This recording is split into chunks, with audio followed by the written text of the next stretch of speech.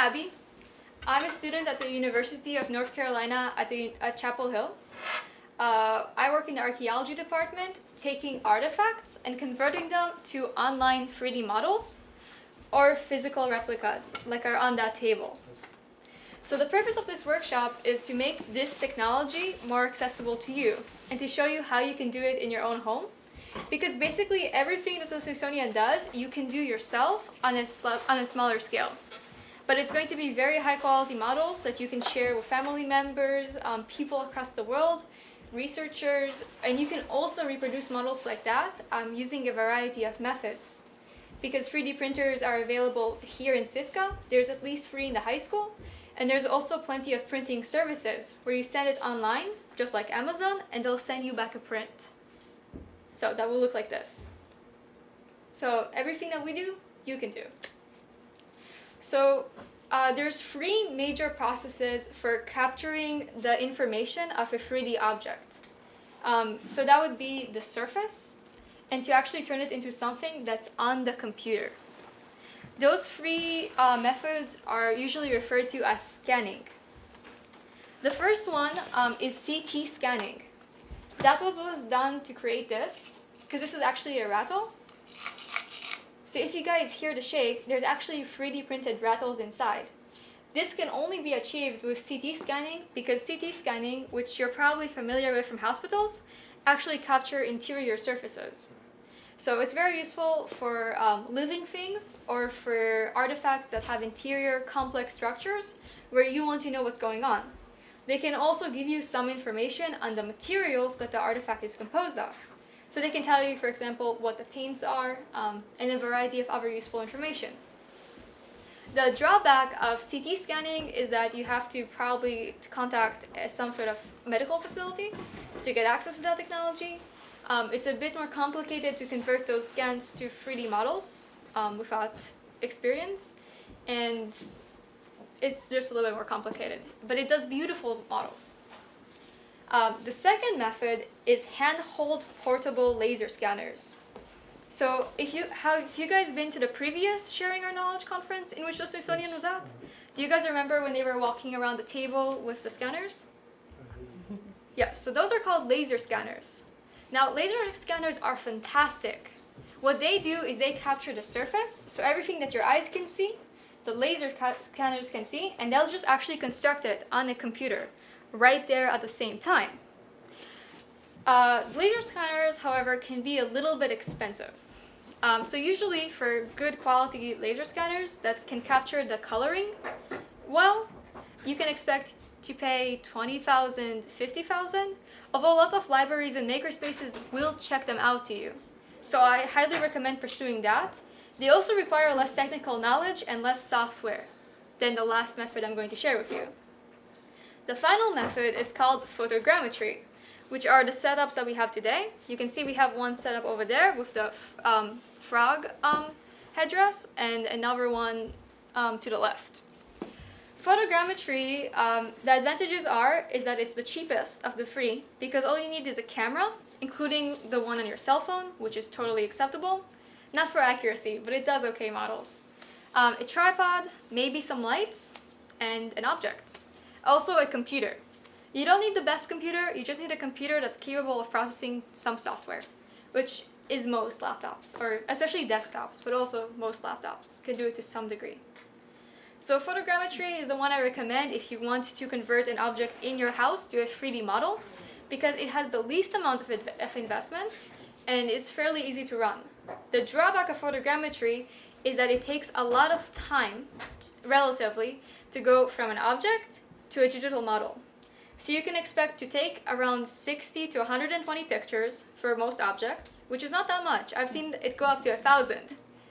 And you can also expect to spend 3 to 5 hours actually processing. Now, most of that is just the computer running stuff, so you don't actually need to be paying attention, but there's at least 2 or 3 hours of active involvement, especially if it's your first time. However, once you know photogrammetry, you can digitalize anything. So that's anything as small as like a penny, which I have done, to full-scale buildings. So if you guys want to pass this around, This is a bell tower from a university, which we scanned by flying a drone around the building. To get the images. Exactly. So it's around 500 images. Actually, if you look at the clocks, you can kind of see their outlines on the 3D print, and you can see they change because so much time passed as you were taking the pictures. So you can do huge things. You can do small things. That's why photogrammetry is really good for archaeology in the field, because we can get trenches, we can get objects all in the same field. Again, laser scanners are fantastic, but you have to remember that they can only do certain size objects. So there's laser scanners for small things, for medium things, for huge things, and you need to have a specific type of object if you're going to use a specific type of scanner. So photogrammetry is what we're going to be covering today. Are there any questions so far on what I've discussed? Well, I'm thinking about the software used to assemble the images, but Absolutely, we will get to that. Right. So I'm going to walk you through the process of how I go now from using photogrammetry from this to something that can be printed. Our first step is, of course, getting the setup and taking pictures. If you guys have ever done photography before, it's about the same thing. You want good lighting, you want all of the object to be in focus. If it's a small object, and by small I mean probably no bigger than the the hat over there, you really want to use a lazy Susan, like it's over here. The advantage of this is because normally in photogrammetry you need to get 360 degree views of your object. In other words, you need to create a sphere of photos surrounding it. One way to visualize that is to look at this over here. Do you guys see these blue squares? Mm-hmm. Each of these is a viewpoint. It's a camera. It's a photo. So each of these is a perspective using a camera that I captured of the object. So you're taking an image from each of these places. Exactly. So the way that I would do it, if I were to be moving and not the object, if the object were fixed, I would take my camera and I want to capture around 9 to 30 images while walking around a circle in a constant height. Notice that the camera does not change distance. You also don't want the focus to change. It's fixed over here. You're just doing one loop.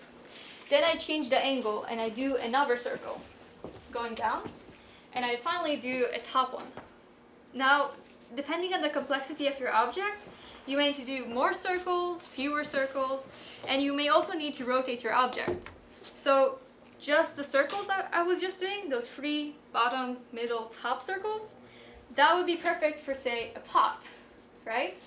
Where you just wanted the exterior, not the interior. For something like this, I would do these 3 horizontal circles, which would get the object from this perspective, and this perspective. Then I'd actually take my object and I'd rotate it, which would allow me to capture it in another direction. That way I'd have interlocking spheres, which would create that full sphere of photos that I'm looking for.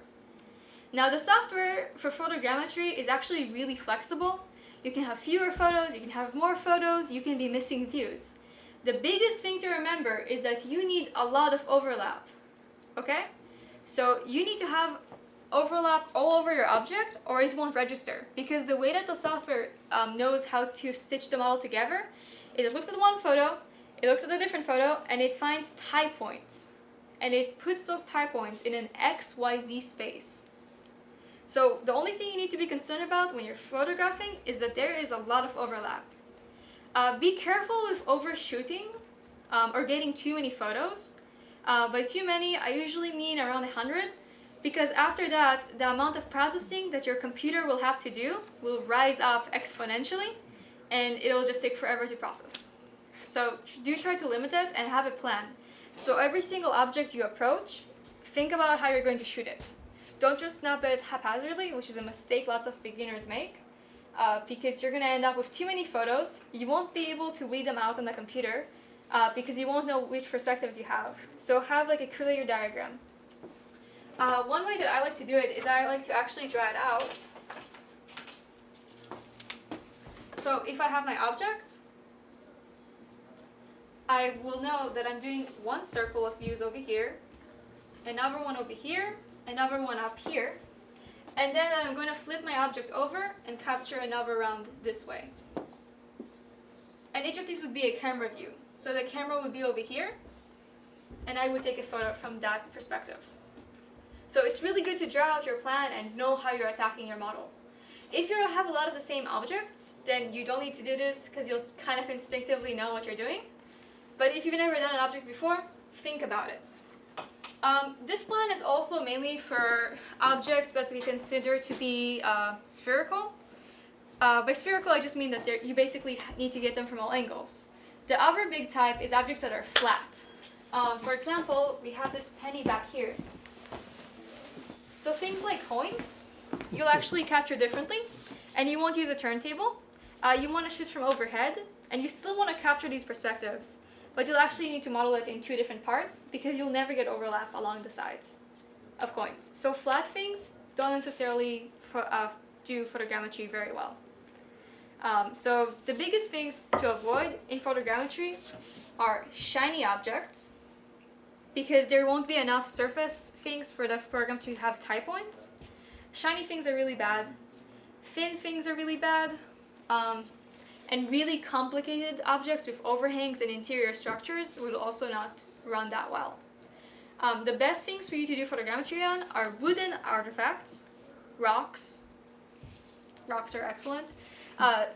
Ceramics are also fine. Plastics can be fine. The more worn and abused an object is, the better it is for photogrammetry, because it will have scratches and features on its surface that the program can use to tie everything together. Does that make sense? So if you guys have images of objects that you're interested in doing, feel free to show me when we're done with this, and I'll let you know whether they'll turn out well. There's also plenty of documentation on the internet that will tell you the good patterns for capturing artifacts, because people have already done this. These patterns are already out there, and they can give you a really good idea on how to get started. So that is how I would capture photos for this. Other pretty big concerns are scaling, because for research, you do want to know the size of your object. Photogrammetry can't tell you the size. It might be good to include a ruler or some sort of scaled reference near your object that you can capture in photos so you can go back and know how big it is. So after you do your capture, the next thing is to actually upload it to the computer and use software to run it. For photogrammetry, there's a ton of software out there that you guys can use. Personally, I use a Russian software called DIGITIZATION Photoscan, which I really like because it gives me a lot of control over the process. That's also the one that was on the computer. That is what that looks like. And feel free to grab my laptop and look around and click on the photos to the right. Those are actually the pictures I took to get that object. Oh, okay. Yeah, so you can feel free to pick it up and look. And if you double click the black squares, those are the actual pictures. Or why don't we put it over here and I'll actually walk you guys through it. Yep.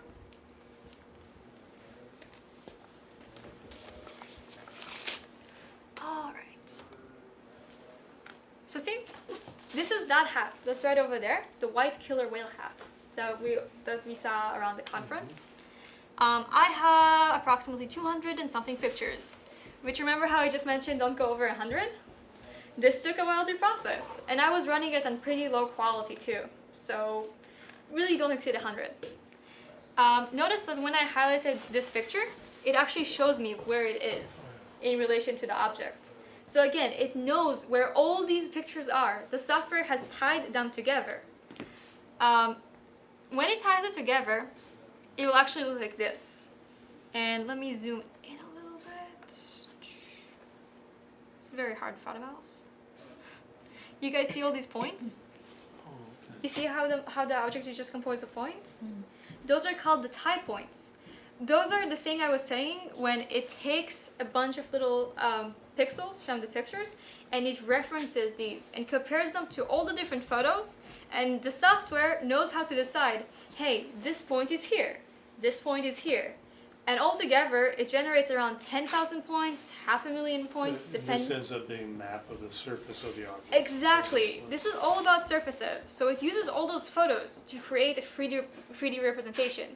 Of course, type points are not that useful because they don't look like anything. So after you have type points and your cameras look good, just a sec, I'm gonna zoom out. This is what I mean when the cameras look good. I mean, there's clearly a pattern. It looks like how I shot it. Sometimes if the things don't align correctly, your blue squares will be all over the place. And then you know you need to have more overlap or change the way you're photographing. And again, there's troubleshooting online. I can't possibly cover all the troubleshooting necessary, but it's all out there on the internet. So there's YouTube tutorials that will show you how to go about this. Anyway, so after the type points look good, I'll actually go and build a dense cloud. That's exactly what it sounds like. It's dense. So it's a lot more than the type points. It actually fills in the object, and it ends up looking a lot more like your object than earlier. This is not the best dense cloud because, again, as I was saying, that object is a little bit more problematic. So I'm going to have to sit down and do some troubleshooting with it. You can see it's really shiny. You can see that the white part has a lot of glare. It doesn't have that many scratches on it. It also has hair, which is thin, and therefore does not model that well. So those are the considerations I have. That doesn't mean I can't make it into a 3D model. It means that it's a lot more challenging. Really, the best thing I recommend for you guys to start out with, grab like some ceramic little figurine, or something small, something brown, something completely dull and non-reflective, or like wood, like the little totem poles that are in the gift shops. Those are perfect for starting off with. Those would align easily, and you can run the entire process in around 2 hours. And I will give you a much better idea of how the software works. After that is done, you will want to build a mesh. And for that, I'll actually open up another model that is actually finished. This is one that was made by the Catawba tribes in North Carolina, which is where I do a lot of my archaeology work. So this is a vase. So this is the final one. We were on the dense cloud. This is how a good dense cloud should look. You see how it's all smooth, there's no imperfections. It looks about like an outline of your object. This is a good dense cloud. At this point, once you have a dense cloud, you want to create a mesh. Now, how many of you guys have done 3D printing before? Done what? 3D printing. Okay, so let me give you... That's all. This. Actually, these are awesome. These are perfect. You grab this, you grab this, you grab this. Okay, so what you guys are now holding are 3D prints. The reason I'm giving them to you is because I want you to look and I want you to notice that the surface is made up of polygons. It's especially evident in these two, the two Charmanders. Surfaces in 3D are made up of triangles for the most part. Okay? I need my glasses to see this. You can feel it. See You how can feel his it. Yeah, you head is a can. little bit square? There's like surfaces like this. Those are polygons. It's the geometry of how the computer sees a curved surface. Wow. Yeah. Yeah, just notice, the main point I want to make is that these surfaces are not smooth. They're not like real surfaces where we have imperfections, like, no. 3D surfaces are always made up of little polygons, and that's what the computer knows, because they're just mathematical formulas, right? So the way that we go to a 3D surface on the computer is we take all those points that were constructed using the dense cloud, and we create a mesh. So that's what you see over here in bright purple, and I'm going to zoom in. Those faces look square. Yeah. All those individual planes are polygons. So notice that when I switch to my mesh, which is my 3D surface, these are triangles. So it used my point cloud that it got from the photos to create a mesh. Now this mesh right here is precisely what can then be 3D printed. I would export this just like I'd export something from Word, and I'd export it as something called an STL, which is just a file that the 3D printer understands. We'll talk about that in a sec. But I can export these group of triangles, and that's it. Now let's say I don't actually want to make a replica, I just want to have a model of it on the computer so I can show a researcher or I can show my children or my siblings, and I just want it to be out there and I want to have it. So you actually want the color on your object, right? You don't just want a mesh, you actually want a texture to it. This isn't like a physical texture, which is like what you feel. A texture in terms of 3D modeling is the color scheme. So to make a texture using this software and actually most other software, it's actually really easy. You just hit generate texture and the texture forms. Because remember, it already knows where all the photos are and it can just stitch it together because it already knows where all the perspectives are, everything is already fixed, it can just build the texture for you. And now this is something that I can post online, I can send to people. This is called a digital model. Of course, if I wanted to scale it, I would go back into the photos, find the scales, and tell the software, hey, the distance from here to here is so-and-so, and there's a process for that. Again, this is all documented online, and that's it. Can the scaling be fairly precise? Oh yeah, it's very precise. So, I'm not sure how it compares to laser scanners. It depends on the quality of laser scanner, but if you shoot properly and account for lens distortions and a variety of other factors that are actually in a booklet over there, if you want to look at it later, then it will be very accurate. Because people use this for engineering, people use this for a lot of stuff that's not personal use. So for anything that you're going to use it for, I'm assuming, unless it'll probably be okay. Are there any questions so far on the process? Actually, let me mention some software that you guys would be able to use. So Autodesk it's like Adobe. Like, you know how Adobe does all the illustration things, like Photoshop and Illustrator? So Autodesk is the company that manufactures a lot of 3D modeling software. Now it's completely free if you're a student, educator, and a variety of other occupations, if I'm not incorrect. But even if you don't have Autodesk, you can purchase other software, and there's also open source software that goes around. If you're not sure, feel free to grab my business card and email me after this workshop, and I'll be happy to advise you and help you find the software. But everything is out there, and it's all downloadable, and your computers can run it. And you guys can take any object in your home and convert it to a 3D model. Are there any questions? Okay. So yes, what's up? I'm not sure if this is the right moment to ask, but if you have a clan hat or in the like a fin comes off, Mm-hmm. when you're scanning, do you scan it in two pieces or? You can. It depends on how you want it to be digitally. So if you wanted it shown in two different parts, you could do it like that. For that one, I kind of did both. I scanned it as a whole, and then I also took it apart and I did the pieces. Just because I don't know how the clans want to use that object. I'm also not the one who's going to be processing most of this. So the key here is that this process can just occur sometime in the future. So those images are there, they're not going anywhere, they'll be kept. So we can make either model depending on what we want. And remember, this is just photogrammetry. These models also work with CAD, or like computer-aided design. So you can take these and you can actually like manually separate a photogrammetry model into separate pieces. You can also make additions. For example, if I had an artifact, like the space shuttle, or this, I could, let's say it was missing a piece, I could mirror this and make this again into a complete whole. So there's a lot of manipulation you can do to models. So if you have like the biggest examples I've seen are like Roman statues where you're missing half of it, but you have the other half. You can just copy the other half over and mirror it, so then you have a complete statue. Now that gets into a little bit of questionability in archaeology departments, because how much are you making things up and how much are you actually showing the artifact? I've seen people use this for reconstructions of landscapes. So you can actually model like entire landscapes and sites. This is the site where I did my excavation freshman year of college. So you can see that it's terrain.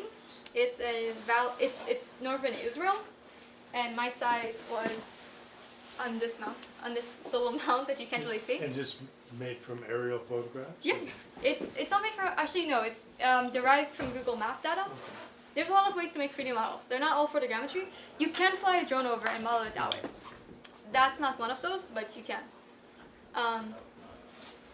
Sorry, what was the original question? Just like if a fin came, Yes. Did you get it answered? Cool. Yeah, so you can do separate pieces, you don't have to. It depends. It also depends how much you want to learn other software, because photogrammetry software might not make you intuitively good at like engineering software that will allow you to perform the other actions. So you may actually need to learn 2 different software. The one I recommend for manipulating models after is called Mesh Mixer. It's really useful for simple modifications like smoothing out the mesh or like cutting things off. So Mesh Mixer is fantastic. And it's a lot more simple than the other more serious programs you can download. And I was wondering about So that's an option right there for getting to know the softwares. It's good practice because then you don't need to worry about photographing correctly the first time around. Yeah, so it's easy to learn. The most annoying thing is troubleshooting because sometimes, especially when you first start out, the software has weird settings and you're not sure which ones are correct. There's a lot of documentation though for everything that's out there. So everything is documented, and if you search it into Google, you'll get an answer. Also, most archaeology departments will have somebody who knows how to do this, so reaching out to those people is actually really useful, and I recommend doing it. You can also reach out to the Smithsonian because they would answer questions. So if you grab a card over there and you send us questions later, we will be happy to walk through it. Alright, I think I'm done. So the last thing I'll show you is 3D printing.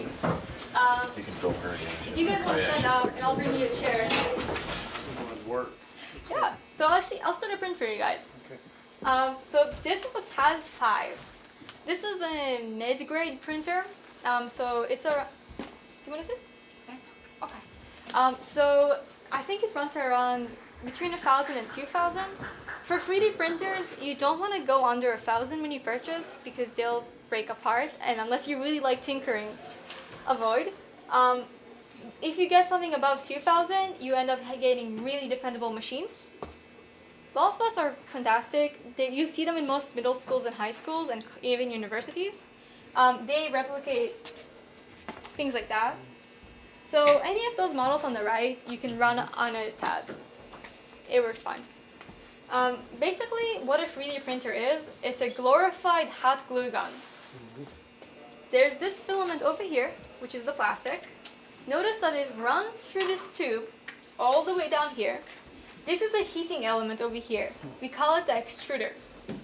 What the extruder does is it just builds slice after slice, layer, layer, layer onto this bed. And you can actually see those slices if you look, because if you run your fingernail on them, you'll actually feel it.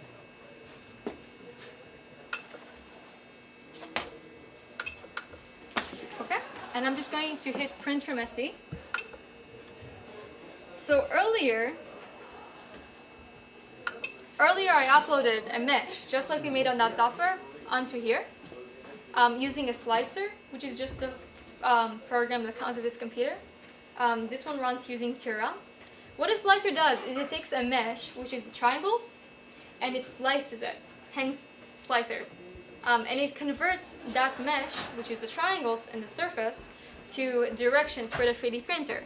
Go left, go right, go up, go left, go right, go up. That's called the G-code, and that's what I just told the machine to run. That's how 3D printers work. They're actually super simple. You don't even have to make your own meshes to use these. There's websites such as Thingiverse that have all the models on them. So if we go back to my computer, I'll show you Thingiverse.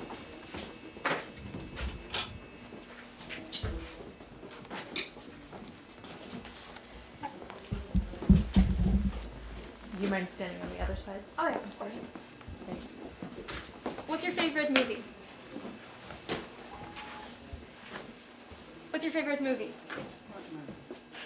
I'm asking because this website has any single character or movie, like it has 3D models from everything There's things from Star Wars, from Lord of the Rings, from The Matrix. Everything is on this website.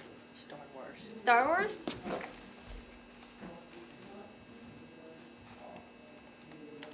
So I'm just searching, and these files are already just ready to go. You just download them, put them in the SD card, and they can run on the machine, more or less. Yeah, but notice that there's fighters, Death Stars, cookie cutters, chess sets.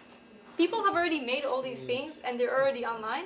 So to use a 3D printer, you don't need to make your own things. You can just go to the internet, download these, and run them. There's also printing services that will actually make it for you. So using Thingiverse, I believe there's also links to places that you can commission prints. So let's say you go to your house, you scan an object, and now you want to model, but you don't have a 3D printer. You can upload it through Thingiverse or through other printing services.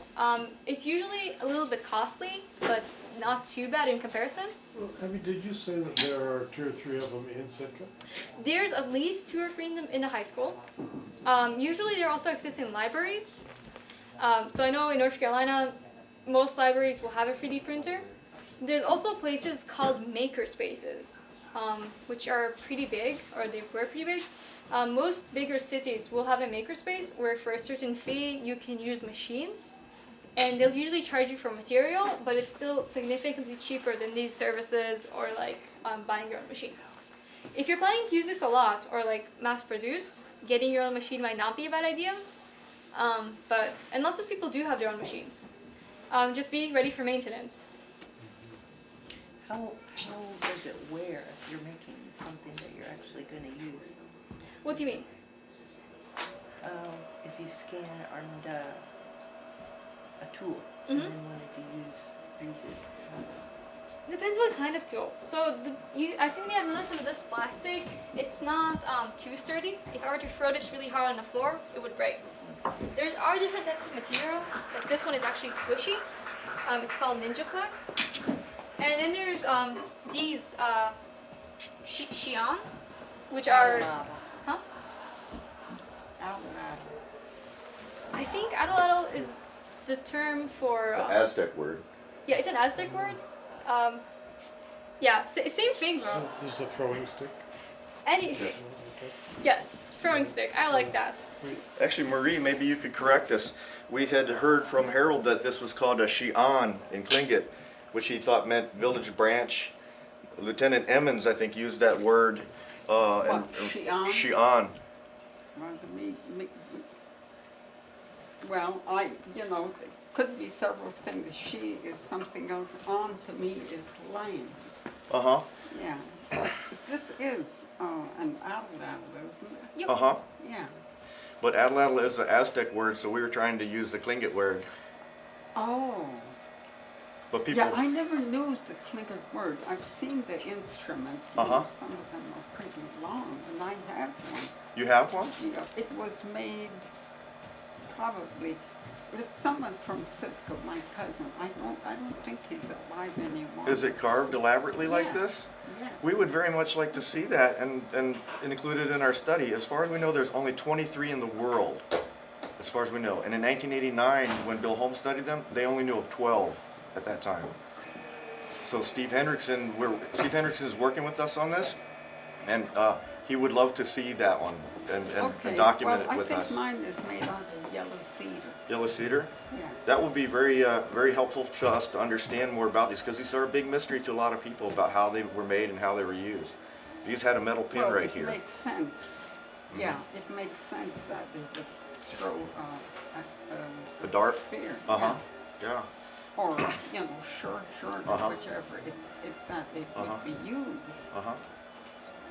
Um, Well, we hope that you can come and see. We'll hope to throw some too. Right now it's kind of rainy outside, but we're going to throw hopefully today and maybe tomorrow. We'll Yeah. throw with these, Yeah. I okay? would And like you to can come and see. educate us about what you know about them. That would be much appreciated. But I don't want to detract any more from. We have to take the opportunity to learn from our elders when we can. Yeah, Gunakshish, gunakshish. Masa. Yeah, so those were printed specially. So you can actually tell that they're a little bit heavier than these prints would be. So there are different materials. You can also 3D print out of metal. You can 3D print in color. So using that texture, you can actually there's a 3D printer that could replicate it. Though getting those prints is just considerably more expensive, and you're less likely to find that kind of printer in a makerspace. But they do exist, and you can definitely commission them if you want to spend, I think, maybe $50 for something that big, maybe a bit more, but they're a little bit more costly.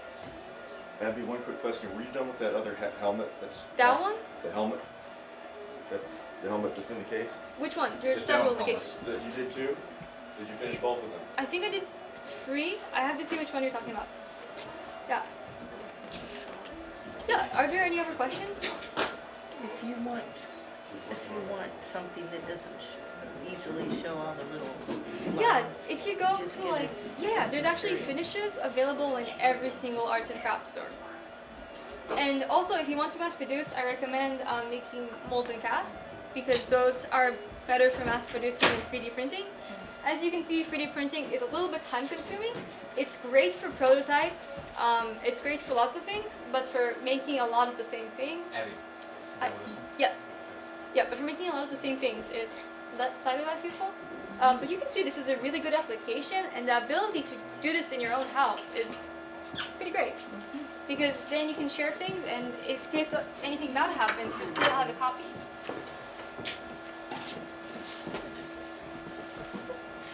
Thank you for listening. Thank you, Abby. Thank you. I'd love to see what's going on. Oh yeah, this is actually started, if you guys want to see it. Starting that same. Who did someone press print? Yeah, it's actually making the same thing. Yeah, I press print. It's making this. Oh, you can just throw it on the table. That one you can actually throw and it will not break. It looks like the axis is the moving the table and the lines. Absolutely. And different printers have different orientations. Again, actually they make Lalsbot fabricates Lalsbot minis, which work really well. You can also modify them. If you're interested in purchasing a 3D printer, I can advise you on that. I have a lot of experience with both good and not good 3D printers. But yeah, also I highly recommend joining a makerspace or other making group, because they are likely to have other fabrication machines, like milling machines, which make all the wood and stuff on that table. And those are fantastic and very useful.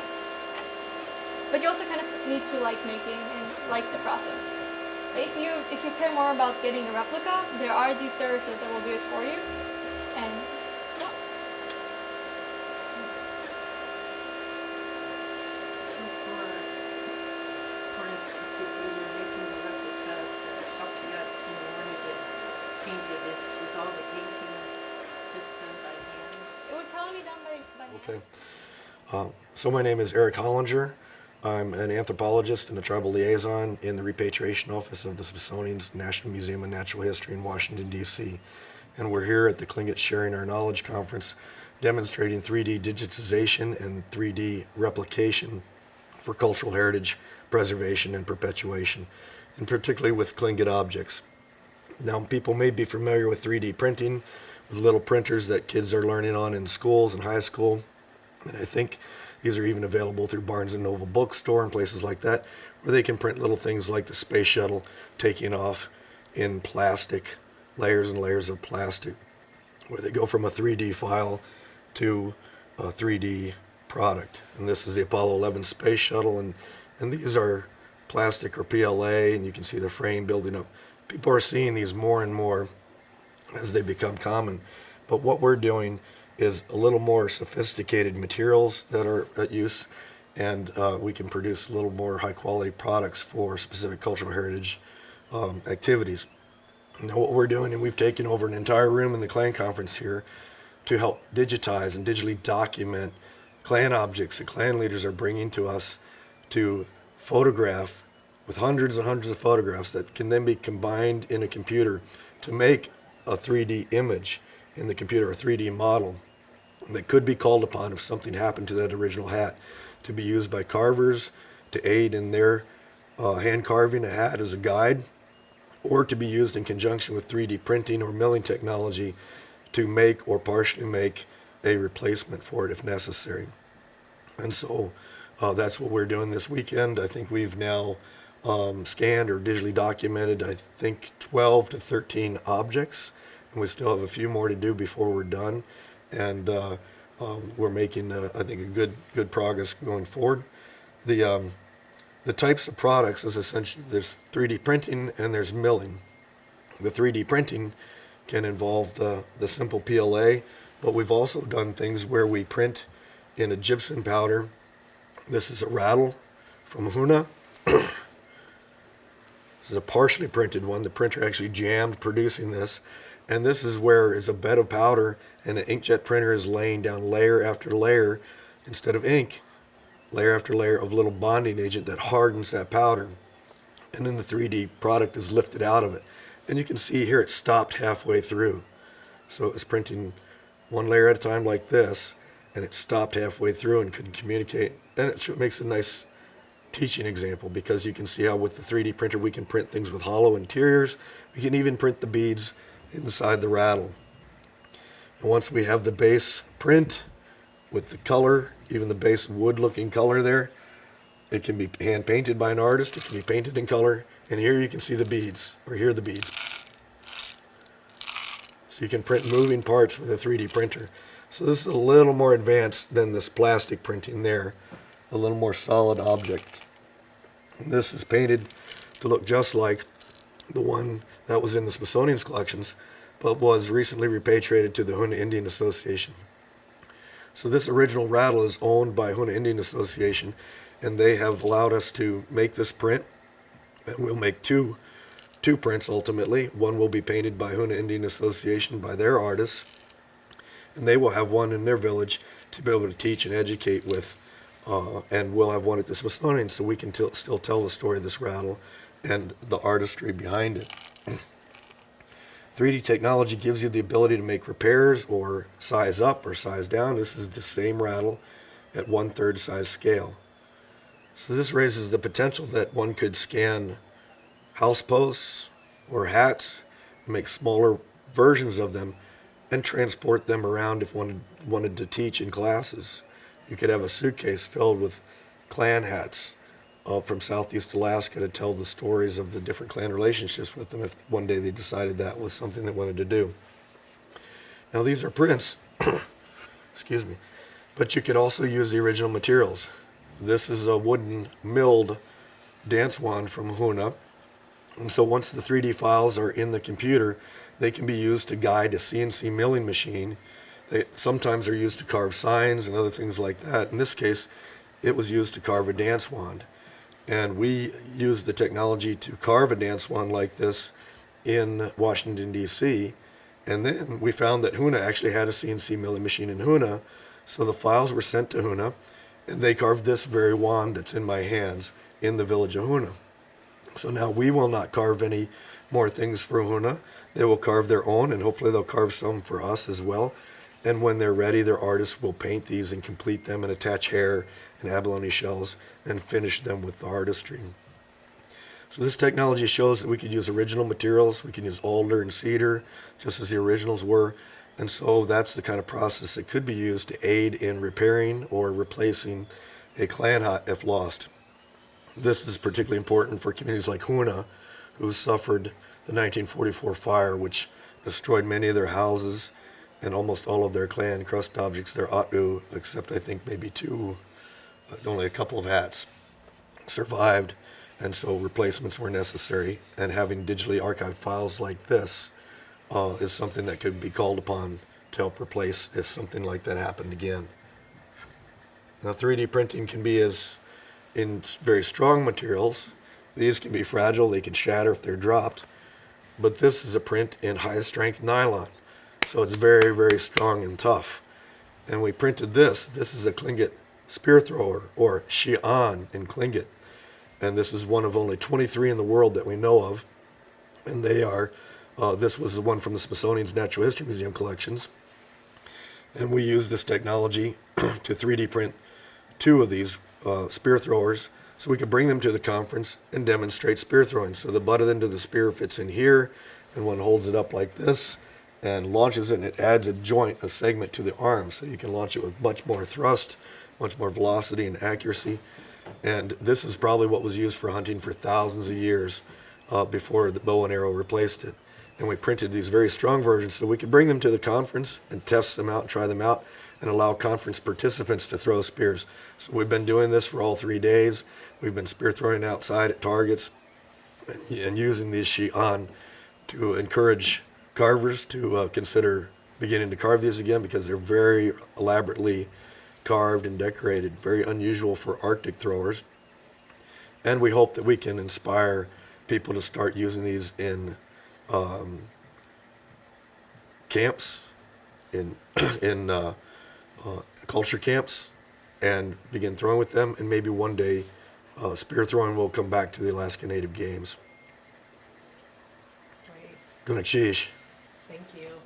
One more question I have. What's the accessibility for people having their pieces archived or digitally reproduced? Is there a cost for that, depending on size or things like that?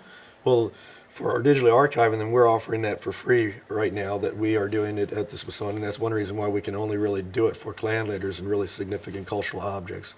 And the Smithsonian is creating a 3D digital archive because it is scanning objects like it's Apollo 11 and the space shuttle, which is probably the largest, most complex object ever scanned anywhere in the world.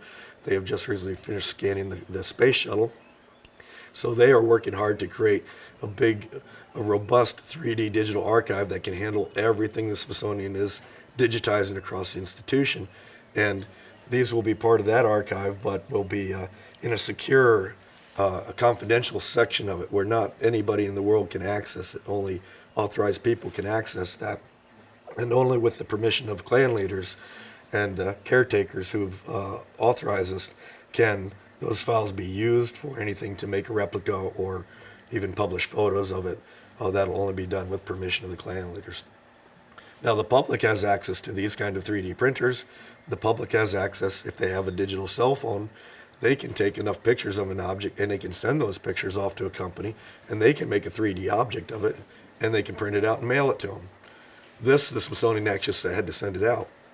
We didn't have the technology to print in high strength nylon.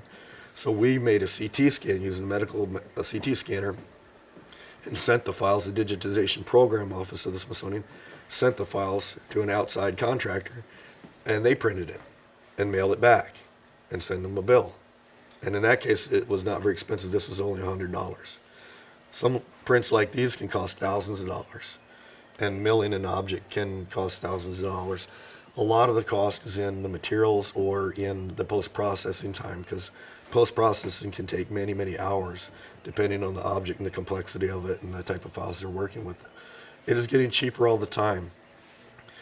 This was printed here in this room on a 3D printer that you hear in the background buzzing and whirring, that was loaned to us by the Mount Edgecombe High School. So they have 3 3D printers in their school. We were amazed that Sitka had so many 3D printers. There's 3 in the Mount Edgecombe School, 1 in Sitka High School, and 1 in the middle school. So there's at least 5 printers in this village alone, and maybe more. So it is getting more common and more easily accessible all the time. And I think, and we wanted to point out with the milling in Hoona, people may have technology already at hand that could be applied to this, but they just haven't used it this way. And certainly not many people are imagining applying it for cultural preservation and perpetuation. It's being used for engineering and arts and design and architecture, but I think people are just starting to recognize its potential for cultural heritage projects. We are hearing of tribes across the country who are buying cameras and 3D scanners and 3D printers because they hope to do this with objects. They get objects back for repatriation. Some of those are funerary objects that they intend to rebury, but they don't want to lose the educational value and the artistic value of those objects. So they plan to, when they get them repatriated, they will scan and document them, they will make 3D prints, and they will be able to rebury the originals. Some tribes have asked us to do that for them and help them do that for them. And that's kind of how we got into this business in the first place, is tribes interested in using the technology. And we've just seen and really tribes challenging us and asking us for what the possible uses are has helped us realize there's many, many applications that we hadn't dreamed of just a few years ago. Hello, my name is Ben Diedrichson, and I'm Duck Cloady from Cluckwan. And I'm here being interviewed about the white killer whale hat and great things that the Smithsonian is doing with 3D printing. But where we're at is in the Yaw Art Building, room 107, where they have actually set up equipment to do that. And so my interest is in preserving our clan objects for future generations. And this is one way to do it, to digitally copy the entire hat, which is quite a process, I understand, by photography or photogrammetry. Yeah, that's a hard word to say, but yeah. How that it can get all the different depths, even the inside and every piece of the hat. This is the white killer whale hat, and that has a story with it that I'm not going to get into. But other than that, one of our clan leaders actually saw a white killer whale in Chatham Strait and took video of it in 1954. And I make fun of this particular hat as being a new clan hat that I'll take out and display. And I'll even put it on for a second if that's okay. I think it'll look great, and one day I'll dance it out. Should be good. We're able to get your shot here. I'll stay still just so you can get a good still shot of that. But this was made just today, and I'm guessing this is the high strength nylon. In orange. We're having one made for my clan brother Edwell in white. So very exciting stuff. And this has been one of my favorite hats because it's so light and compact and easy to take apart and transport. So this is one of our favorites when we're traveling to use. And what's the story with the hat? How did you acquire it? Do you know how old it is?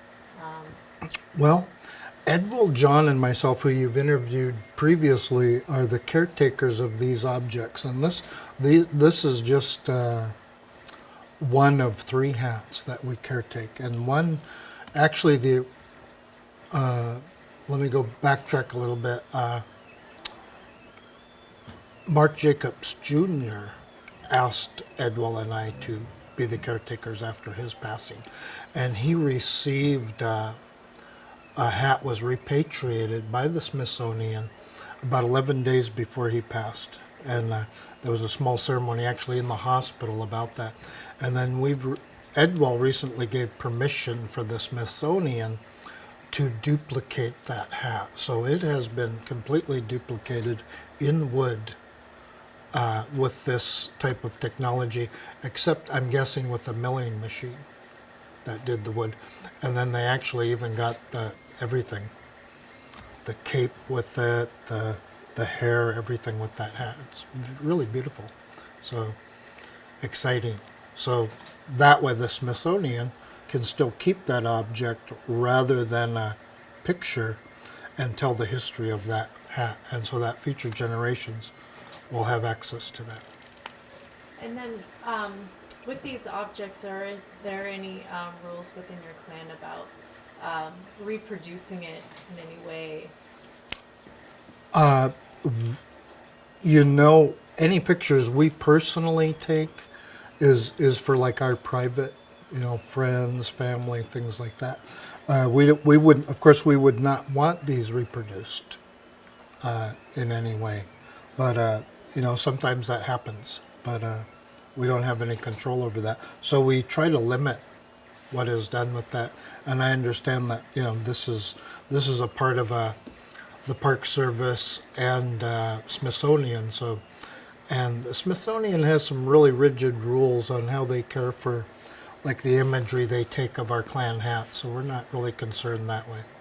And I know that the Park Service is very responsible and respectful, so I'm not really concerned that way. But they're sacred objects.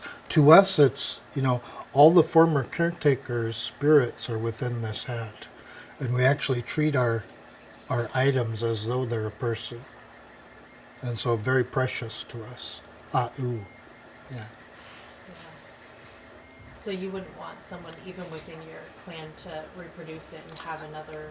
Sometimes that's done with permission. Like if Edwell said, hey, I'd I've been interested in personally in I like this particular hat, and I would one day like to have a more contemporary design done of the same hat.